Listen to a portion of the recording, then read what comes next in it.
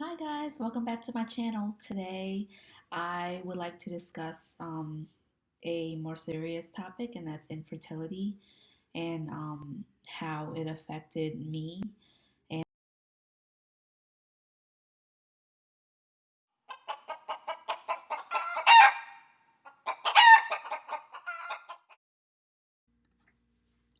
hey everyone, thanks for joining me again. So I'm gonna try to not get emotional, but I still get pretty emotional with this topic. Um, so infertility affects a lot of people, like, and people don't talk about it as much as they should. So then when people are finally going through it, they're kind of feeling alone because nobody talks about it. Oh, I didn't even start, and I'm like emotional. Um, so for us, get myself together. It's just emotional, and I'm pregnant, so it's just like makes it worse. Um, So we got married in 2017. Um, we started trying like shortly after, like probably right away, because I told my husband I wasn't gonna have a child at wedlock. So as soon as we got married, he was ready. So we tried. We were trying. I was doing everything. Like I was tracking. I was, um, like the ovulation test. I was everything, tracking my temperature, monthly, everything that the internet told me to do, I did. Um, we ended up doing that for 6 months, and during that 6 months, my ovulation tests were coming back positive. I just thought, it just wasn't whatever. It just didn't catch, I guess. Um, then for the next 6 months, I was just having negative ovulation tests. So at first I thought I like miscalculated my ovulation timelines, I guess. But no matter what I did and changed, and I was still getting negative tests. So that now it's been a year of us trying, and so we went and got tested, both of us, and I swore it was my husband. Like I didn't tell him, but in my head, I'm like, oh, it's him because he doesn't eat healthy all the time and whatever. So we did all of the testing, like everything. Like they tested me, they tested him. We went. It was so many doctor's appointments. We actually got referred to a local fertility center, a very popular fertility center in our area. We did everything. Like I don't even remember. We did all of this blood tests. I know I had to come in at certain times during my cycle multiple times to test, my levels, my hormone levels. Um, we did ultrasounds, we did transvaginal ultrasounds, we did just so much. And it was painful. Like a lot of this stuff was physically painful. It was terrible to go through. So finally we did all this testing, and I saw the lab results, and I knew it was abnormal, um, for me. But then when we met up with the doctor after we did all of the testing, they said that I was premenopausal. And at this time, I was 27, 28 years old. So to me, it didn't make sense because I was pretty regular. I mean, I had a cycle every month. I was regular. And I was 27, 28. And it didn't run in my family. So the diagnosis didn't make sense to me. Um, my husband was perfectly fine. I mean, he, you know, for the most part, he was fine. They just suggested for him to take a vitamin. So, but he was fine. So I asked the doctor, I was like, like what could cause this? Like, and what is the solution to premenopause? Like, I'm 27, I haven't had any children. What's the reason? And what can we do? So basically, they're saying it's genetic, which it's not because I'm from a village and everybody has natural children. Um, and it didn't run in, my family. My mom had me naturally. So the solution that they gave us was that we had to do IVF. And I kind of, after I saw my own lab results on the portal that they have, I knew it would be IVF. But I guess I didn't know the extent of it. So it's IVF, and then the doctor said that it was a very small chance that we would be successful with IVF that stimulates my own like hormones and follicles, so we can have my so we can produce my egg. Um, so they suggested for us to do a donor egg or use a donor egg. And I was just like, what? Okay, so first we got to do IVF, and then now we have to get a donor egg. It's not even going to be my child. Um, so, we left the office. We didn't really make any decisions. We were just like, we got to talk about it. We got to think about it. Um, at first, I think we were very like hopeful that we could still try to do the IVF um, to try to obtain like my own follicles, my own eggs.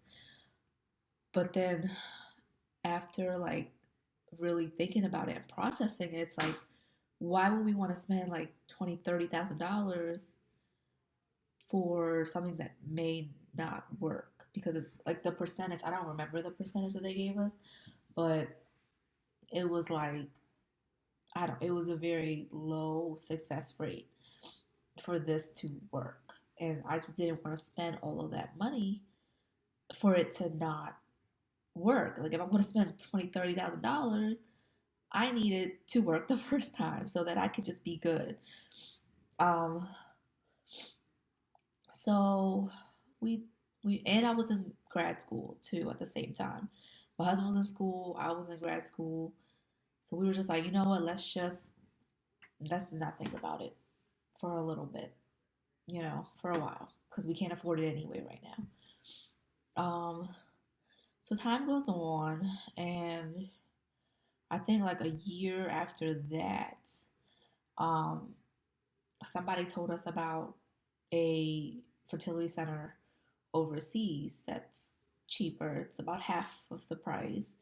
Um, Better success rates, better customer service, better experience. I was all for that. And the plan for us was after we finished school to go and have this procedure done. Um, and I think we were at peace with using a donor egg um, at this point. So we started, so, okay, let me backtrack. So the fertility center had given me some portals to like, it's kind of like a dating site. That's what it looked like. And you create an account and you can search your donor by their race, by their hair color, eye color, career, just, I don't like likes, dislikes. You can look at everything, and it's like a whole profile. And the donor would post their most recent picture and their baby picture. So it was just very elaborate, and it gave me hope, and it was very eye opening. Like I didn't know stuff like this existed. So I made up my little account. I searched. I found some girls that resembled me from my country. Um, So it gave me hope. So I was okay with it. I was like, fine, if I can't have my own child, I would like somebody, uh, I would like to use an egg from someone that looks like me so that, you know, so I can have, a little bit in my child, I guess.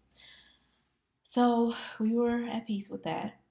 We were going to go and do this IVF thing overseas. We had already met with the doctor. We we had plans to we picked a time frame that we were gonna do it. Like everything was pretty much planned out. Um, so then COVID happens, so everything got pushed back. But then it worked out because I finished school. I graduated with with my master's. I passed my boards, so everything had worked out. During that time, with COVID, everything being shut down, I did a lot of research on like natural remedies and Eastern medicine. Um, so I did a lot. I drank a lot of different like herbal teas, that's geared towards um, like detox, um, geared towards like it's like feminine detox, not just like losing weight detox. Um, like fertility teas. I drank a lot of just a lot of herbal stuff. I ate a specific diet, like stuff that I found online. I just tried everything because I figured it was natural, and I figured it couldn't help me. I'm not doing anything, So I did that. I did vaginal steaming for a couple times, but then COVID shut everything down, so I couldn't go any longer. And then I graduated in May, and then I think I started doing acupuncture. I think end of May, early June. I think it was end of May. I had my first acupuncture appointment. So this um, doctor, she's super super sweet. She really just put everything under like put everything into perspective for me. Um, she laid everything out. She was like, when you got tested, like, what was going on in your life? And I was like, I mean, I don't know, nothing really. I was in school, I was getting my master's in nursing, and she was like, okay. And then she was like, what else? I was like, we were building our house. She was like, okay, what else? And I was like, I mean, my husband works night shift, so I think it was a period of time where I was in school and he was in school. He was working. We really didn't really see each other that much. Um, so she was like, me, like all of those things are stressors. So it's a big possibility that when you got tested, you were just under a lot of stress. And as women, we're like, we handle stress pretty well, where if it comes, we just deal with it and then that's it. We kind of push it in the back of our minds. We don't really think about it. Okay, I'm back. I had to get myself together. Um, so it makes sense, right? But it didn't make sense with the labs. I mean, my hormones are all messed up. Like the levels, it didn't make sense. I mean, yeah, I was under stress, but could it really affect like my body that much where I had zero eggs? Like when they did the ultrasound, we didn't see any eggs. Okay, if I'm stressed out, okay, my hormones can be a little off, my levels maybe, but my ovaries didn't have, there wasn't any eggs in there. I looked at the screen, so it still didn't make sense to me. It didn't click, right? It didn't make sense. Anyway, so we did acupuncture. I probably went to her my treatment plan was like every 2 weeks, I think 2, 3 weeks I went to her and I had treatment. And she focused on fertility and just, I guess, detoxing everything and just getting my hormones back right. Um, so this was like end of May. And then I had a weird cycle end of July. It was weird. It was very short. It was like 2 days, and I'm very regular. Um, but I didn't think anything of it. I mean, July. I was working purely in COVID units, on COVID units. I'm sorry. So I was thinking maybe I was stressed out working in these. It was very stressful working in these COVID units. So I just figured maybe that's what's going on. Then August comes and goes, and I never had a cycle. So I think I was like 3 weeks late. And I finally was just like, okay, I'm late. Like, what's going on? Never late. I went ahead and just took one of my old tests that is like 3, 4 years old at this point. Um, I took it, and it was just a strip test because I had bought like a bulk pack when we were like actively trying, and it was just a strip, and it just had the 2 lines. So it came back 2 lines, and I'm like, I don't know what this means. Never been pregnant, and I'm not a nurse at this point anymore. So I took another one, and it came back again. And then I called my husband upstairs, and I'm like, can you like help me take this test because I'm not doing this right, okay? Because it's giving me something weird, and I don't know what's going on. So we're looking at the directions. We're like, I don't know. It's just not possible that it could be that other thing. So we're just like, oh snap, you're menopausal, and this is a false positive. So because remember, 3 years prior, I was premenopausal. So I made an appointment with the GYN. Get to I think this was like a Thursday. They got me in on a Monday, and I'm like, look, I'm menopausal now. I missed a cycle. Something's going on. I have a false positive on a pregnancy test. And they're like, that doesn't make any sense. You only missed one cycle. You know this. You're a nurse. And I'm like, I know this, but that's what they told me. So we rolling with it. So they're like, let's just do a sonogram just to see, whatever let's just see. So we do a sono, and it was just a black circle. Like, it just looked like it was just a shaded in little circle. And she was like, oh, that's your sac. And I'm like, what is a sac? And she's like, that's your baby, and it's 5 weeks old. I'm like, baby? How like, we can't have any children naturally. So somehow it's a baby in there. So then I call James because this is COVID, so no visitors. So I call him, and I'm like, yeah. He was like, what's going on? You okay? We'll get through this. And I'm like, yeah, we'll get through it because it's a baby. It's just unbelievable. So spoke to the doctor after the sono, and she confirmed it. We did blood work, the HCG, we confirmed it. Um, but we were just really scared because it's like, I don't know, we weren't supposed to be able to do this. And so we didn't tell anyone for a while. Um, we really waited, I think until, I think we waited like a month later. And then we finally told like people. And then we didn't really announce it to like the public for like 3 months. The traditional 12 weeks or whatever. Um, so it's been a journey. I am now I am now in my 7th month of pregnancy.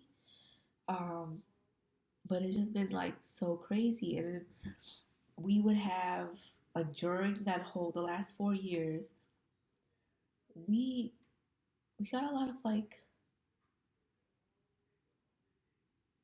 of people said some rude ish to us, both of us, individually, together.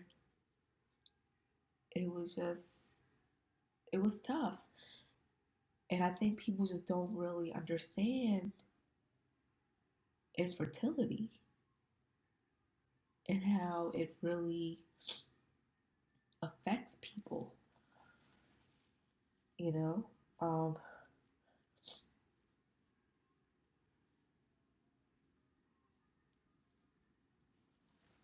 Sorry, y'all. And me being me, I just be wanting to beat they, like, but then it's like, what's the point? Like, for example, somebody was like, oh, girl, you better give that man a child or he'll go and cheat on you. What? It's just, people are rude, people are insensitive, and they just be saying whatever the F comes out of their mouth, okay? And I just, I'm sharing my story so that hopefully people could be more mindful of what comes out of their mouth. Just because a couple haven't had kids yet, it doesn't mean that it doesn't mean they want to, okay? Two, it doesn't mean that it's easy. Three, it doesn't mean that they haven't been trying. I just decided to finally talk about it myself. Um, and it's still a sensitive topic to me. I still struggle every day. And yes, this happened, you know, but we still don't know. Like, if that diagnosis is still valid, and this is just like a miracle um, situation that just happened one time, and this is it, which we're perfectly fine with. We're very excited for our blessing. But I just need people to just be more aware of the subject, um, infertility, miscarriage, all of that. It's it's a lot that women go through, and we don't need other women putting that negativity into us. You never know what someone's going through behind closed doors. So it's hopefully sharing my story is giving somebody hope. Hopefully, and this is a trigger warning. I'm I'm kind of talking about this on the other side because I'm pregnant now, but we don't know what the future holds for us. And I'm hoping that I don't offend anybody that's still going through the process, infertility, miscarriages. I just, I pray for you. I wish baby dust for you. Um, and I pray for your health because that's the most important thing. Because I know that I was willing to risk a lot with my health to try to have a baby. And sometimes you just have to weigh out the options and do what's best for you and your family and your immediate family, like you and your husband or your partner. So, whew, thank you for tuning in to my, you know, a little bit sappy story, but I hope that it brings hope and it sheds a little bit of light into this. Just know that timing is everything, and just know that timing is everything. And sometimes stuff happens not on your time. It's what God says. So please take care of yourself, take care of each other, and blessings to you.